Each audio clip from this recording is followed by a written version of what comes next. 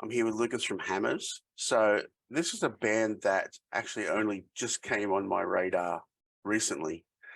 And I've got to say, I cannot wait until you go out with Here's Legend, because I cannot wait to see you live. Just based on everything I watch online, I cannot wait. Good to hear. Good to hear. Thanks for hanging out with me. So for the uninitiated, tell me about your band. Well, first and foremost, we're just four legitimate best mates. We've been best mates for years, kind of thing, all in different ways. Like I used to play in a band called Helm, and Ruckus, the drummer, was one of the guitarists in the last incarnation for the last couple of years. Rick, the bass player from Hammers, was my housemate for years and years, and we had a record label together and, managed bands together and cut our teeth on a bunch of stuff. And Fish is a mate, the other singer. He's a mate that we've all been mutual friends of for 15 years or something, just through the scene and playing shows together. And that's kind of the guts of the band. But outside of that, musically, we just love a big riff, we love a laugh, love a big groove, and some hooks to go with it. And that's kind of the nuts of the whole thing. We take it seriously, but then again, we like to have a bit of a stab at it as well. So. Yeah, and it's funny that the band, I can't pinpoint, which is great for me. I hate sort of labels, genres, any of that stuff. So I hear like the almost massive 80s rock riff. I hear punk, I hear everything, which makes me really happy. When you were setting out to get the band together, was there any sort of game plan? It was just like, let's just throw it against the wall and see how it sticks kind of thing. No, there definitely was. Like, sorry about my morning voice, mate. That's okay. I'm hearing you.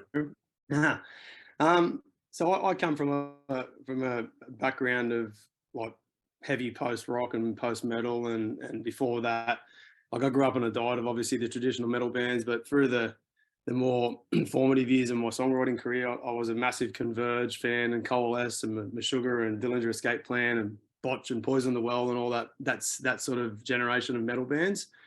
But before that, the roots were, in the 90s, I grew up on Soundgarden and Alice in Chains and Caius and Helmet and, early Deftones and stuff. So all that stuff is definitely an influence. And the boys are all of a similar ilk. The lads are a little bit younger than me. Fish is almost the same age as me. And Ruckus and Rick are in the same sort of late 30s category. Roots are kind of like, everything combined. When I started with this band, because Helm had finished and Hammers were like a band we used to grab for support, because I sheerly used to love watching Fish on stage. They were kind of more of a southern sort of, I guess, Zach Wilde meets Every Time I Die sort of influenced band.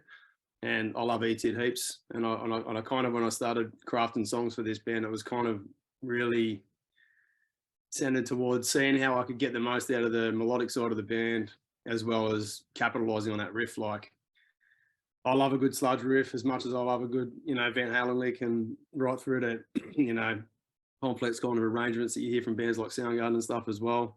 We're all stoner fans too, and we love like the new generation of rock bands like the Bronx and Every Time I Die and He's Legend and stuff too. So all that is in that, but at the same time, when you've been writing songs for this long, you kind of have your own identity. So it's just kind of me doing whatever with the boys, and it ends up what it ends up. And I still don't really know what it is myself, mate, to be honest. But it's all about the times. Are you the kind of writer that has to continually write, or you go, okay, we're putting something together, let's just get in the room and we'll start from scratch?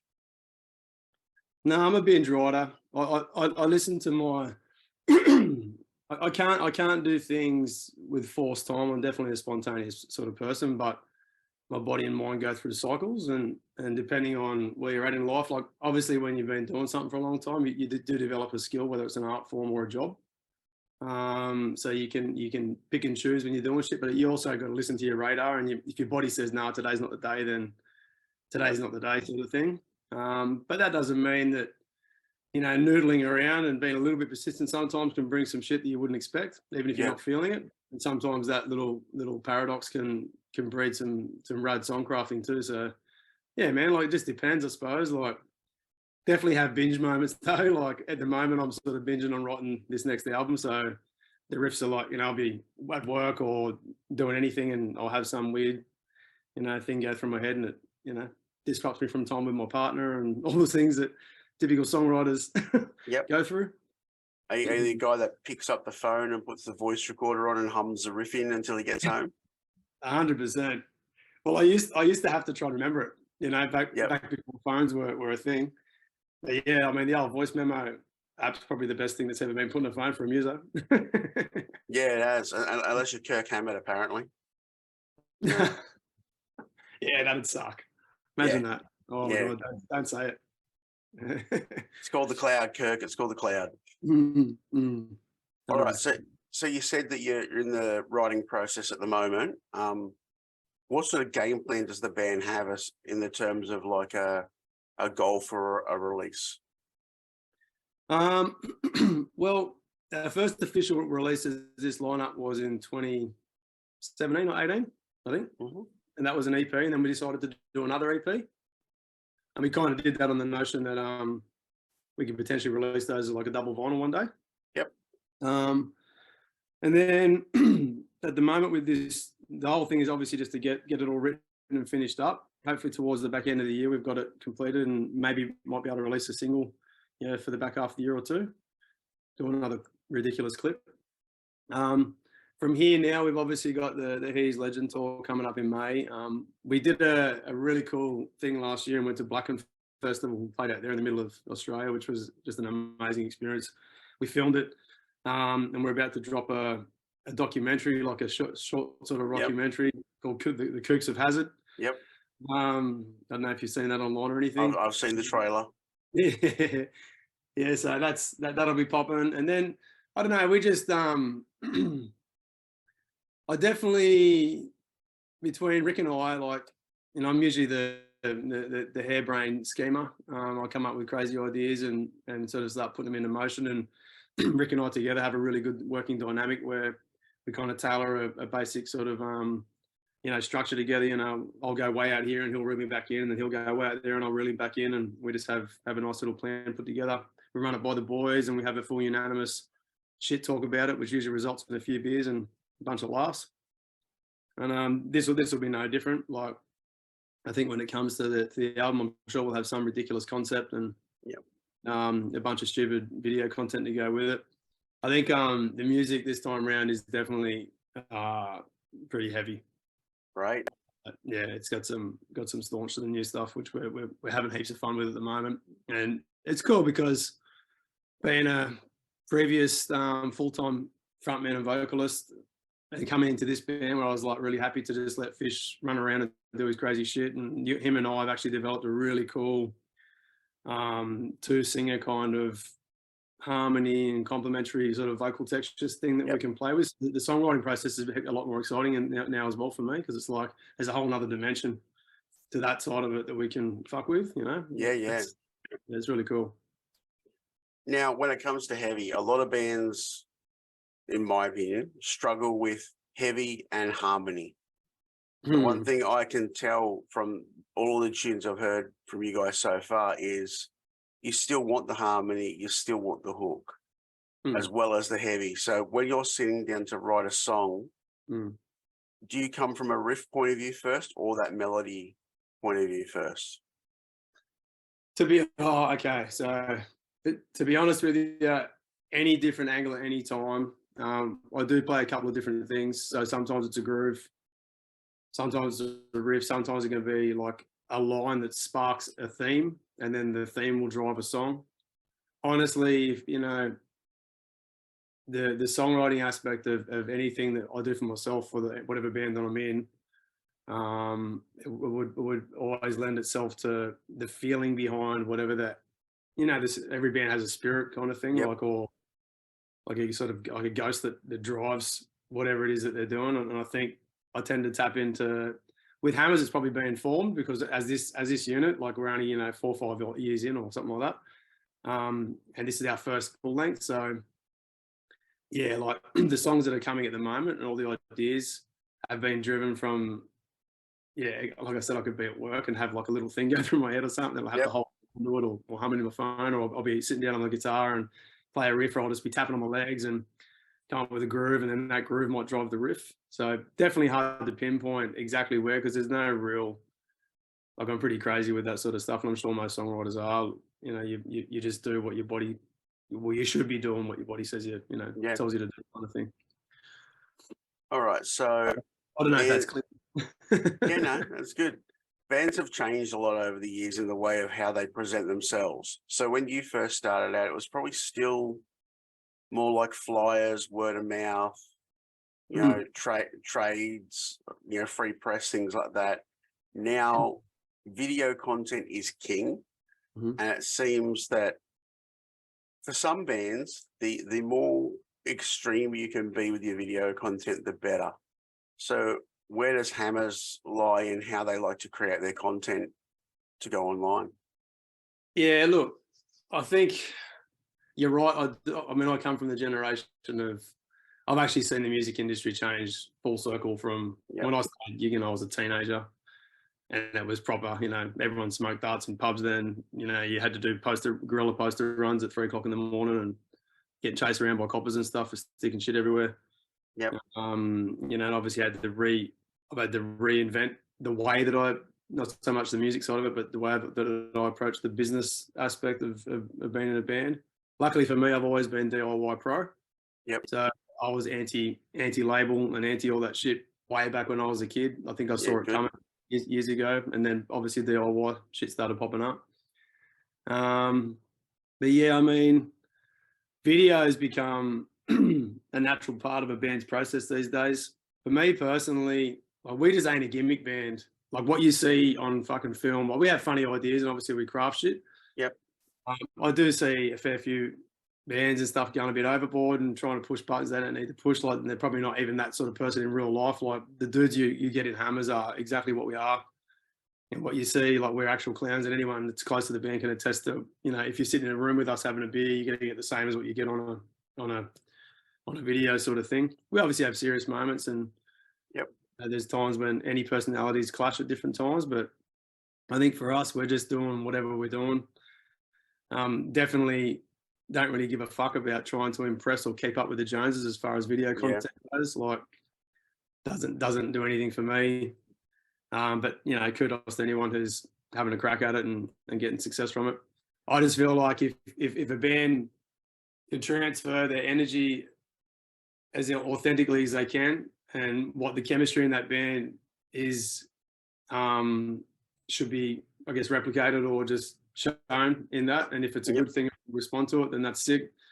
If it's not a good thing, and, you know, I don't know, like, it's hard, like, that question, it does go like people pushing, like, what are you trying to do? Like, you know, if it's awesome, sick. If it's not hurting anyone, sick. But if it's, you know, we ain't Sex Pistols anymore, mate. It's 2023. You know what I mean? Like, life's very different. It's like trying to be a criminal now. Good luck to you. Yep. You know? I guess where I come from with that is you see people that post, say, a video on YouTube, and the title of it's deliberately opposite to what the video is, just to get the reaction. And it's like just to get the click and stuff like that. And whereas where I see you guys just go, it's almost like all of your videos are just a day in the life of. Yep, pretty much so. Yeah. So you're an hour away from me. You're on the Goldie. I'm up here in Brizzy, and it seems that the Gold Coast has its own little scene. Even though we're so close to each other, we're sort of very different in the way the music scenes work. What are some of your favorite things about the Gold Coast music scene? Well, I've been here a long time now. When I was when Helm was touring, we had some of the most amazing bands then. Like, you know, these days it's more about the support side of it. Like with Glenn from Vinnie's, you know, Christian at Mo's, everyone trying to keep the venue scene alive, which we need it. Like, and unfortunately, people still haven't fucking caught up. So I think these days it's probably more about the scene and people still staying excited about things or trying to support venues, you know, within that circle than so much the bands. But I specifically do remember when Helm was touring, like, there was a handful of my favorite bands in the world on the Gold Coast, and, you know, I was lucky enough to help manage a couple of them. I was a Virgin's Crown, Widow of the Sea, Electric Horse, which was the Excellent Boys, and we're all, you know, homies and stuff. And there was a band called the Matador that was on the Gold Coast, and they're all just mates of ours as well. And they were like similar vein of music to Helm, but just on the darker side again. Yep. They're just that sludgy post metal sort of stuff, and that was yeah, there was like a really amazing. There's a bunch of others as well. It's really hard to pull now, like from that sort of pool, but it's the same thing now. Like we've got a lot of there's a lot of talent in the Gold Coast. I think maybe just I was born and raised in Wollongong, which is, you know, Steel City. Wow. You know, we all grew up surfing and doing bad things, kind of thing. It's a pretty rough place, and it bred amazing music. You know, I grew up with the Tumbleweed Boys and Thumblock and all those legends from that time. We all played the scene together. And I think the Gold Coast, if I look at that as a comparison, the Gold Coast has got a really, really cool dichotomy where you've got this, you know, we've got a council that tries to keep it glossy and tourist friendly and all these things, and you've got that side of it. You know, there's some business sort of aspect to it, and then there's the tourist pretend nothing's going wrong kind of setup, and then there's the other side of it where they've got people that live here and have grown up here and stuff, and all they do is surf and listen to music and, you know, drink piss and have fun, and I think it creates a really cool place. There's nothing too heavy, like as in, you know, like Wollongong was a pretty dark place, so the music kind of lent itself to that. The Gold Coast got some really positive and cool shit going on, and it's always been, you know, in saying that, bands I mentioned before, like, you know, Helm, Matador, Versions of Crown, Widow of the Sea, are like 4 of the heaviest, you know, darkest bands I've heard. So yeah. No, I hear. I've been up here for 15 years. Last place I lived, Wollongong. There you go, classic. So Sydney born and bred, but yeah. Yeah. Wollongong's it's something else. Unless you sort of grow up there and live there, it's got a lot of stories to tell, that place. It's an entity all to itself. Mm-hmm. Yep. All right. So you mentioned Kooks of Hazard before. I've seen the trailer. Everyone should go check out the trailer. It's what bands need to do in this day and age, is just let roll, let the camera go, and don't even think it's there, which is obviously what you guys did. Like the camera was sort of secondary. It's fucking hysterical, but it still shows the band in its element. So how long is the doc going to be when it drops? Well, aiming for around about that 25-minute, half an hour mark. Yep. James, the filmmaker that came with us, he's like super, he's, you know, like particular with everything, and him and I sort of went back and forwards and sort of trimmed and made things worthwhile. Then he inserted new footage and stuff that he'd sort of gone through, and we've ended up around that bit over the 20-minute mark, I think.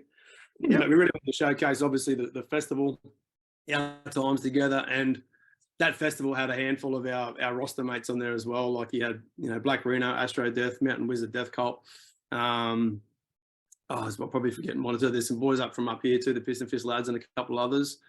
So we sort of tried to get everyone in there. That was because we had like a real family vibe, you know, within the video. Yep. So we've sort of tried to fit all that in, and then also make it, you know, again, 2023 and beyond video content.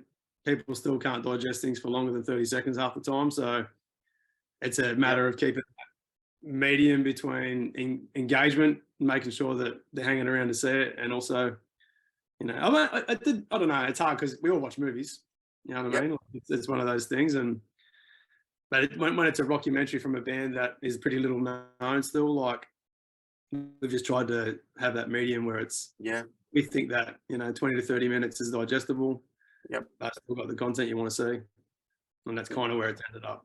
Around there. So I can't actually remember the exact time, but I think it's like, it was 27. I think it's down to like between 20 and 25 or something. Okay, cool. And as we've mentioned a few times, you're out with He Is Legend in May. Yep. I don't know what sort of set time you're going to get, but how are you going to throw any newies in, or just focus on the older material? We'd love to throw some newies in, and I think there'll be one or two fully ready by then. I think just because of the whole fucking COVID rubbish, we didn't get to play and showcase that second release the way we should have through the whole period. All that stuff got cancelled. So we're still enjoying playing, you know, kicking goals and a handful of stuff off the first EP. And still think that each crowd we play to, especially with a band like Eddie's Legend, there's going to be a lot of people at these shows that haven't seen Summer Hammer stuff as well, apart from the diehards that do come all the time. So, yeah, I think maybe there might be, but most likely there won't. Yeah, cool. And you mentioned that second EP, and it did get what I call the COVID fuck around. So you're technically still on the cycle for that when you do play shows. Well, yeah, we released it. We couldn't tour it, and then we had the Japan tour with Captives. We were leaving the week that COVID got announced. We were leaving that week, and it all got shut down. The Captives boys ended up going, but we couldn't take the risk. Being, you know, Fish is a dad and he had his little kids and stuff, and it was just a really uncertain time. And it sucked. Like, we were so bummed because Captives are our best mates. Like they're our band brothers, you know, scene brothers kind of thing. And we couldn't wait. We'd been G'd up for it the whole time. And then we had, once that was down, we had a national tour fully booked. And then date by date, it just got cancelled. Like, well, we knew the first show was going. I was like, okay, sweet.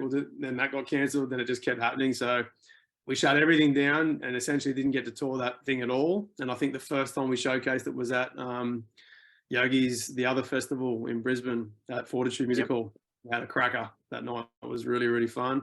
And then we've had a few shows and stuff and things since. So essentially, yeah, we kind of are in the cycle, I guess. Like, it's only 2 years ago now. And I think you did Dead of Winter as well, didn't you? Oh, we've done a couple of Dead of Winters early in the piece, but we haven't played Dead of Winter for a while. Yeah, it hasn't been. Fuck. Man, there's too many shows. I actually can't remember. We've done Dead of Winter a couple of times, Halloween Hysteria a couple of times. Yeah, a few of those really cool Brisbane festivals. Yeah, and they're really important for our scene here in Queensland, because it is such a variety of bands. It's not like we're just going to have this genre here. It's like literally a melting pot of all the bands we've got. What are some of the cool bands that you've discovered at those kind of festivals? Oh, I've got to say, at Dead of Winter, off the top of my head, I honestly can't remember because the last time I went to one was a while ago. But the guys that we are on recently in the last year, so Mountain Wizard Death Cult from Sydney, I love that band. They're like, they're my roots, you know. Like, it's funny because Chappie, the guitarist from Mountain Wizard Death Cult, used to come to Helm shows, and we met about this thing, and he was like, "Oh, Doug Helm bro, used to come to all your shows and stuff," and I was like, "Fucking no way, man!" And I watched his band, I was like, "Dude," they're like Helm on steroids kind of thing, same kind of post metal sludge stuff, and there's obviously Astro Death as well. So I've discovered these bands through playing with them at festivals and at shows. They're actually our roster mates. But yeah, I mean, so many amazing Australian bands at the moment. Captives have got to be. We didn't discover them at a festival, but yeah, as far as Australian bands goes, Captives have got to be one of the coolest. This straight up Aussie rock bands. They've got this convict style colonialism to their sound, and it's just fucking rad. I just love them. Really cool shit, man. Right, you see, you've always been anti sort of label DIY. Yep. What was DIY like then compared to DIY now for you? Oh, well, you couldn't really do what you can do now then. So I think for me back then, it was probably just being stupid, because every time, like, I had every opportunity known to mankind in the music industry given to me between the age of 19 and 22. You know, the Sony offers and Roadrunner Records, and we got picked up by Triple J. Back then, Costa Zurlio was one of the biggest champions of my first successful band. I've had 4 bands in my life, and they've all been lucky enough to have decent exposure and stuff. The first one, Costa Zurlio, got right behind, and the second one as well. I can't say enough about that man. He's an amazing dude. And I was a little rebel and was an angry young man and didn't really probably understand. Well, to be honest with you, the business back then was criminal. Like, it was pretty bad. So I think DIY back then was basically, we're not fucking signing to it. We'd rather just be, you know, looked at and courted and keep doing our own thing. But no one really had any idea because you couldn't expose yourself the way you can now. Yeah. There was bittersweet. It was like bands were still super special. Like we go on a tour and play to, you know, like at a 400 or 500 cap venue, like your basic pubs that we play at now. Yep. And they'd be lined up out in the car park from Wednesday to Sunday night. You know, it was epic times. So you were making decent money then from touring and stuff, and the royalties. Like I remember when we got put on a Triple J compilation record, then the royalties were really good. Like they sold, you know, 50,000 copies or something, and it was a really cool time. But you know, you couldn't really. It sort of it happened when things started to collapse, essentially, yep. and labels lost that power a bit. We were doing like demo tapes and selling them on the street kind of thing, like and our local record stores would help us by putting little stalls in front and stuff for us. So you'd manually go around and actually travel around like through Sydney and yep. the places that you could get to at the time and just dump stuff off to them, or you'd send little boxes to Melbourne or whatever else. Like you'd find other independent record stores, or you know, the guys that own the record stores in Wollongong would say, "I try these guys in Melbourne or Canberra or wherever," and you'd send them little boxes of demos. So you're definitely doing stuff like that. But it kind of just became a thing. I think, I mean, Hossie from Carnival, I believe from memory, around then, he was one of the first guys to really start pioneering, trying to get, you know, yep. the band beyond what was happening and not have too much label involvement or any at all. I think my life back then was pretty wild. I probably didn't have the faculties at the time to really focus on some of that stuff. Like I definitely had the brains for it, but I was too preoccupied doing stupid shit. Yep.